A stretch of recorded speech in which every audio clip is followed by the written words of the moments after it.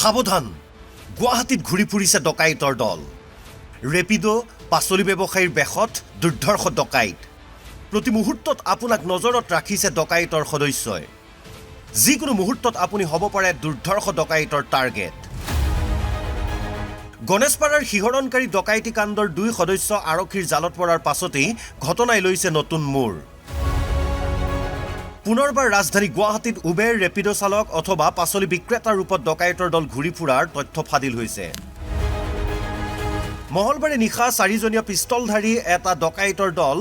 ব্যৱসায়ী অনিল ডেকাৰ ঘৰত প্ৰৱেশ কৰি চলাইছিল লুটপাট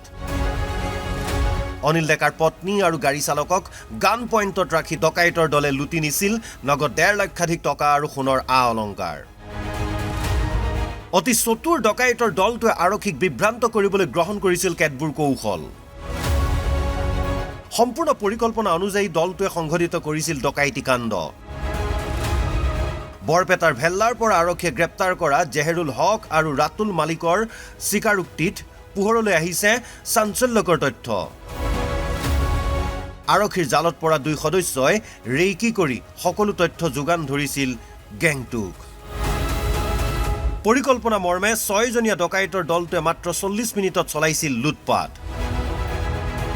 আৰক্ষীৰ জালত পৰা দলটোৰ দুই সদস্যৰ স্বীকাৰোক্তিত আৰক্ষীয়ে ডকাইতি কাণ্ডত ব্যৱহৃত এটা এয়াৰ পিষ্টল উদ্ধাৰ কৰে গড়চুকৰ পৰা তদন্তৰ কালত আমি দুইজন ব্যক্তিৰ লিডিং টু ডিস্কভাৰী তেওঁলোকে এটা এয়াৰ গান ব্যৱহাৰ কৰিছিলে সেই এয়াৰ গানটো আমি ইতিমধ্যে ৰিকভাৰ কৰিছোঁ গতিকে আৰু বাকী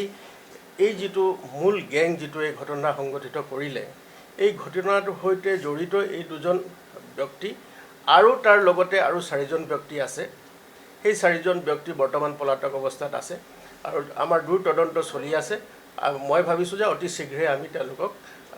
গ্ৰেপ্তাৰ কৰিবলৈ সক্ষম হ'ম পিছে 48 ঘণ্টা উকলি যোৱাৰ পাছতো আৰক্ষীৰ জালত পৰা নাই ডকাইতি কাণ্ডৰ মূল 4 সদস্য ডকাইতি কাণ্ডত ব্যৱহৃত বাহনখনৰ লগতে উদ্ধাৰ হোৱা নাই লুটপাট কৰি নিয়া সামগ্ৰী পিছে ক'ত গ'ল 4 দুৰ্ধৰ্ষ ডকাইত অসমেৰী বহিৰাজ্যলৈ পলায়ন কৰিলে নেকি দুৰ্ধৰ্ষ ডকাইত কেইটাই বহিৰাজ্যৰ আৰক্ষীৰো যোগাযোগ কৰি তদন্ত অব্যাহত ৰাখিছে মহানগৰ আৰক্ষীয়ে ইফালে ৰেপিডো আৰু উবেৰ চালক অথবা শাক পাচলি ব্যৱসায়ীৰ বেশত গুৱাহাটীত বিচৰণ কৰা অপৰাধীয়ে সৃষ্টি কৰিছে আতংকৰ প্ৰতিটো মুহূৰ্তত আপোনাৰ গতিবিধি নিৰীক্ষণ কৰিছে অপৰাধীৰ গেঙে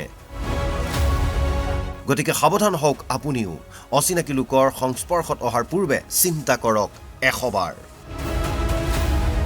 ভিডিঅ' জাৰ্নেলিষ্ট ইদ্ৰিছ আলীৰ সহযোগত হাফিজুৰ ৰহমানৰ ৰিপৰ্ট অসম লাইভ 24